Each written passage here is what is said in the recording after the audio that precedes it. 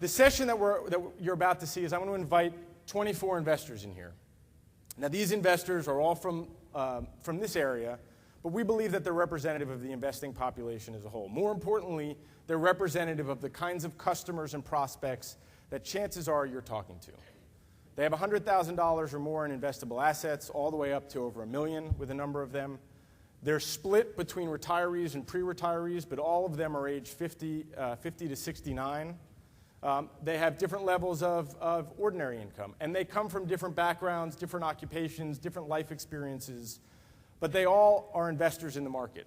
They all work with some sort of financial advisor to get some level of advice, either a dedicated financial advisor or a trusted source at a mutual fund company or other company.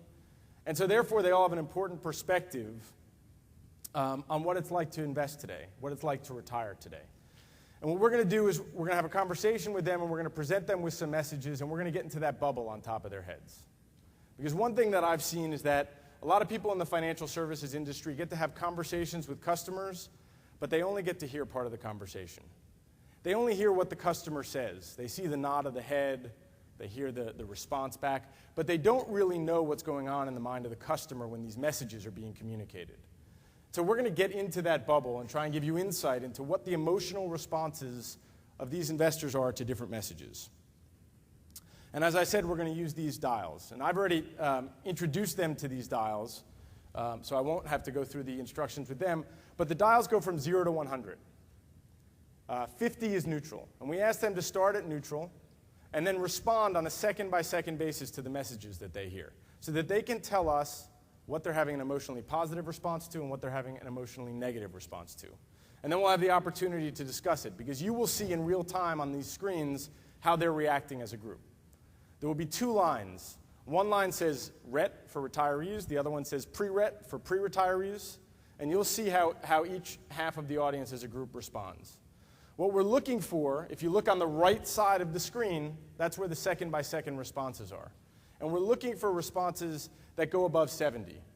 Those are really positive responses. Those are the kinds of responses that we would make messaging recommendations based on. Everything else is either neutral, which is really a waste of time if you're a marketer and you're trying to convince somebody of something, or actively negative and are getting people to turn off. So with that said, let's go. I'm going to invite in our investors. Please give a welcome to our volunteers today.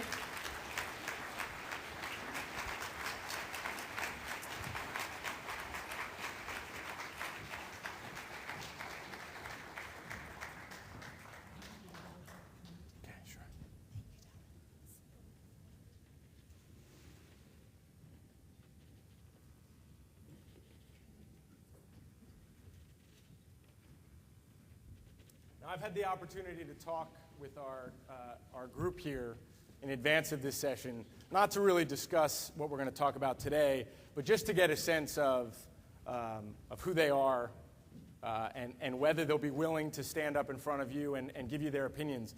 And my sense, without biasing them, VJ, are you down here, is that we won't have trouble getting opinions out of them or getting a clear sense of how they feel today about the market.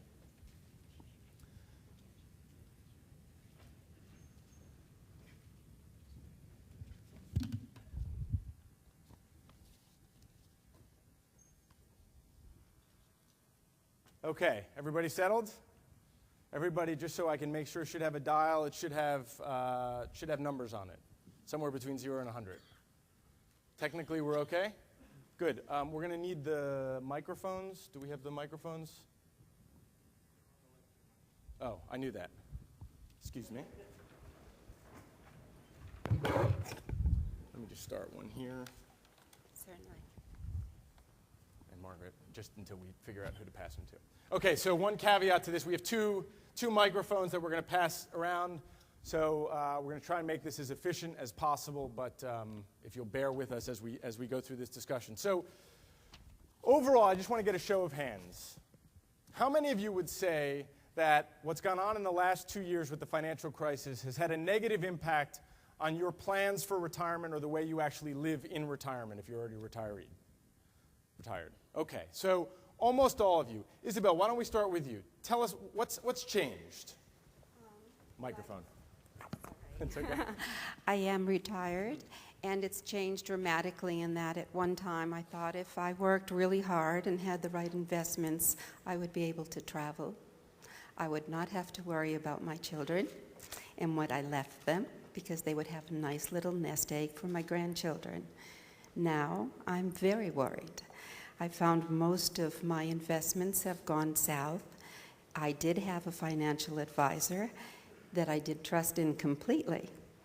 Now, I have to say I'm vulnerable. I've lost my confidence in him. I do listen to what they have to say, but I do make my own decisions. Great. Margaret, what's changed? Well, mostly it's virtual, in that I don't plan on traveling so much. I don't have dreams of things that I had before. And I'm spending less, and I'm taking part-time jobs, and that money goes right into the bank and nowhere else. Great. Edward. Well, besides the fact that I lost a lot of money, I think the most important thing is I lost the entire set of confidence I had in everybody associated with the financial markets, to the point where I'm completely jaded. And so anything I have, even though it's been relatively slim in the last year, I would not invest right now either. Okay, we're going to come back to that. Marlene, what's changed on retirement? Well, actually, my day-to-day life has not changed at all. I still go out to restaurants as often as I always did. I do, however, take a lot more time in debating whether or not to make a big investment in like a house repair or something like that. Okay, Brian. I'm not poor. There's a lot of psychology involved, but I actually think of myself as poor. I never thought of myself that way. And the reason I feel that I'm poor is that I'm cash poor. If I have assets, it would be insane to sell them at this point and try to get some liquidity.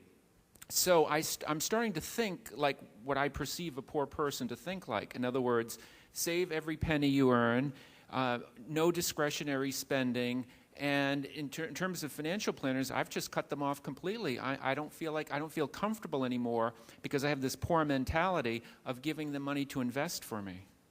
Great. Ann. My lifestyle has changed with the downturn. I live in Boston, which I'm discovering is a very expensive city to live in. So I've decided to sell my condo and move south, where I can have a better lifestyle with what I have left. Yes. Things for us have changed quite a bit. I have 3 children in college.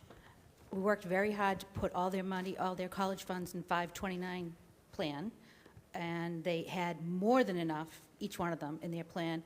And now it looks like my daughter, who's a senior, is not going to have enough money to pay for next semester. And I'm going to have to find another way to pay for her college. And this has really affected us. And day-to-day things, once again, we don't dine out as much. The vacations, we used to take 2 vacations a year. We haven't taken a vacation this year at all. Great. David, and then... Well, we took somewhat of a net worth hit in the stock market, but what affected us more was that we can no longer count on some annual return for the rest of as high as we were counting on. Our advisor told us we had to die 5 years sooner. Did you take that advice? We're working on it. Okay. And the other way it hit us was in terms of income. My wife was unemployed for more than half a year, and we're now both supporting both of our daughters and our grandkids. So